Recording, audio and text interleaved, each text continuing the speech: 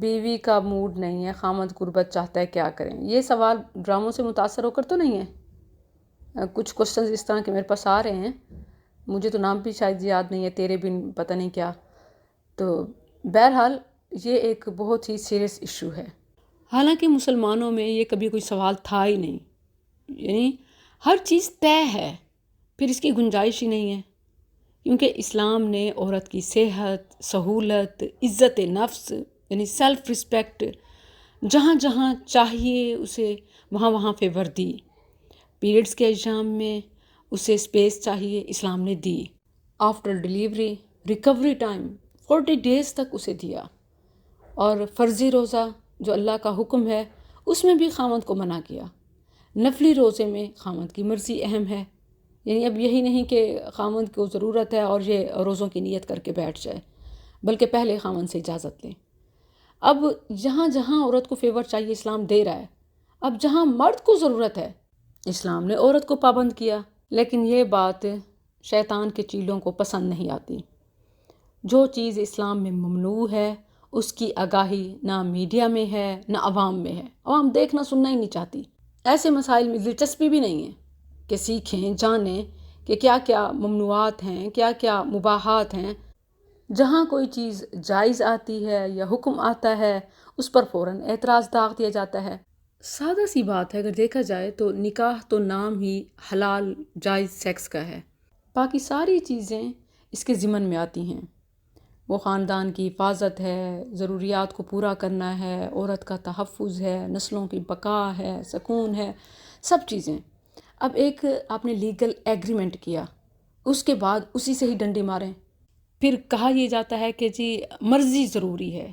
بھئی مرضی کے ساتھ تو نکاح ہوا. اسلام نے اسی چیز کو ہائی لائٹ کیا کہ عورت کی مرضی نہیں ہے، نکاح ہی جائز نہیں ہے، زبردستی کا نکاح ہی نہیں ہے. نکاح ہے تو پھر مرضی کی ضرورت کیا ہے؟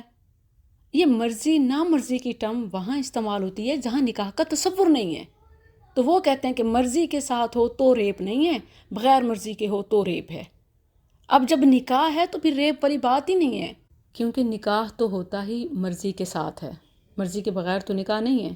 اسلام نے خود ہی جہاں عورت کو مجبوری لاحق ہے، بیماری ہے، اسے مستثنیٰ قرار دے دیا، خاوند کو ہی روک دیا. اور خاوند کو ضرورت ہے اور بیوی کا کوئی عذر بھی نہیں ہے، پھر بیوی کو گناہگار قرار دیا. بخاری میں ہے لعنت الملائکہ حتی تصبح، صبح ہوتے تک فرشتے لعنت کرتے رہتے ہیں. اور اسی طرح اگر بیوی کو ضرورت ہے اور خاوند اس کی یہ خواہش پوری نہیں کرتا تو سیم دیئر فرشتے اس پر بھی لعنت کرتے ہیں. اس کا اپوزٹ بالکل واضح معلوم ہے اور محدثین نے اس بات کی طرف اشارہ کیا ہے. جہاں تک اب بات ہے نا موڈ سوئنگز کی، کہ کام کر رہی تھی یا بچے کے ساتھ بیزی تھی یا کچن میں بیزی تھی، تو یہ کام تو بعد میں بھی ہو سکتے ہیں، ادھر ادھر بھی کیے جا سکتے ہیں. یہ جسٹ فیو مومنٹس کی بات ہوتی ہے کہ اس وقت خاوند کو یس کہنا چاہیے.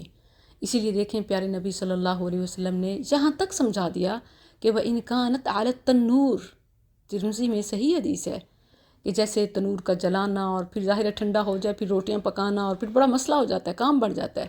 پیارے نبی صلی اللہ علیہ وسلم نے فرمایا کہ اگر وہ تنور پر بھی بیٹھی ہے اور اس کا خامند اسے بلاتا ہے تو وہ کام چھوڑے اور اس کی ضرورت خواہش پوری کرنے کے لیے پہنچے. یہ اس کی جاب ہے، یہ اس کی ڈیوٹی ہے، کیونکہ وہ وائف ہے. یا تو جاب سے ریزائن کریں، تنخواہ ہی نہ لیں، کام ہی نہ کریں، اور پھر جو چاہیں کریں. پھر اس کے لیے بھی آپشنز بتائے، طلاق، خلا وغیرہ. تو بہرحال آن جاب آپ انکار نہیں کر سکتے، یو آر رسپانسیبل. اور جہاں تک رہی بات کہ ہسبینڈس کی، کہ وہ بھی اس اچھے کام کو غلط طریقے سے کرتے ہیں. مثال کے طور پر ریونج کے لیے، فرسٹریشن نکالنے کے لیے، انتقام، غصہ اور ٹارچ کرنے کے لیے اور ابیوز کرتے ہوئے، یعنی طریقہ غلط. کام اگرچہ جائز ہے لیکن طریقہ غلط. ایک قسم کا ایذا پہنچانا، تکلیف دینا، ٹارچ کرنا یا اس میں سختی کرنا، ایسے معاملات. تو یاد رکھیں کہ یہ وہی چیز ہے جو اپنے اس کام کو اس کے غلط طریقے کی وجہ سے باطل کر دیتی ہے. میں 2 مثالیں دوں گی احادیث سے. عام طور پر یہ غلط فہمی پھیلا دی گئی ہے کہ بس واجب ہے واجب ہے واجب ہے. یاد رکھیں کام واجب ہو نا اس کے لیے بھی صحیح طریقہ ہوتا ہے.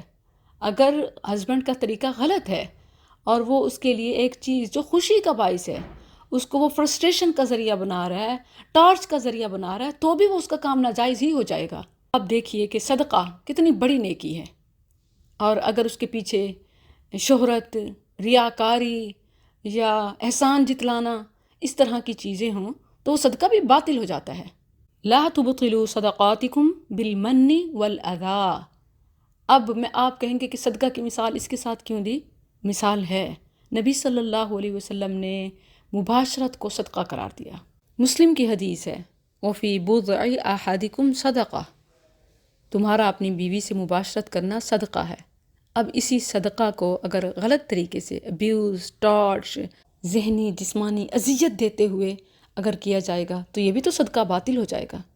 Very simple. اور پھر نبی صلی اللہ علیہ وسلم نے تو اسے شہد جیسی مٹھاس قرار دیا۔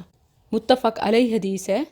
ایک اور مسئلہ ہے طلاق کا اور اس کے بعد پھر نکاح کا، تو نبی صلی اللہ علیہ وسلم نے وہاں صحابیہ کو اپنے خاوند سے تعلق قائم کرنے کے حوالے سے جو لفظ یوز کیا وہ لفظ ہے اصل، العسل لا حتی تذوقی عسیلتہ ویذوق عسیلتک، یعنی اس وقت تک تم اپنے پہلے خاوند کے لیے حلال نہیں ہو سکتی جب تک کہ تمہارا دوسرا خاوند تم سے مزہ نہ چکھ لے اور تم اس سے۔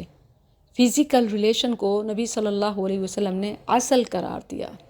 تو اب یہ اصل کے بجائے اگر ٹارچ ہو، اذیت ہو، تکلیف ہو تو کہاں جائز ہوگا؟ اب آپ خود دیکھیے۔ تو یہ معاملات سمجھنے کی ضرورت ہے، اخلاقیات ہیں، صرف یہی نہیں کہ آپ کوئی شرعی قانون سامنے رکھتے ہوئے اس کا ناجائز استعمال کرتے جائیں۔ تو اسلام کے جو لاز اینڈ رولز ہیں وہ اتنے سمپل اینڈ کلیئر ہیں کہ اس میں میریٹل ریپ نام کی کوئی چیز ہے ہی نہیں، ایگزسٹ ہی نہیں کرتی، کیونکہ میرج ہے تو پھر ریپ نہیں ہے، یہ دو اپوزٹ چیزیں ہو جاتی ہیں۔ البتہ جو اسلامی قانون کو آڑ بناتے ہوئے، اجازت سے ناجائز فائدہ اٹھاتے ہوئے ظلم زیادتی کرتا ہے، ذہنی جسمانی ٹارچ کرتا ہے، اذیت سے گزارتا ہے، تو ایسے شخص کا صدقہ باطل ہو جاتا ہے۔ اس چیز کو ہرگز آڑ نہیں بنانا چاہیے کہ عورت تو ہر حال میں پابند ہے، شوہر بھی ہر حال میں پابند ہے کہ وہ ایک جائز کام کو پسندیدہ طریقے سے کرے، یعنی ایک تعلق ہے ہی باعث سکون، باعث مٹھاس، اس کو ٹاکسک ریلیشن بنا دے، اس کی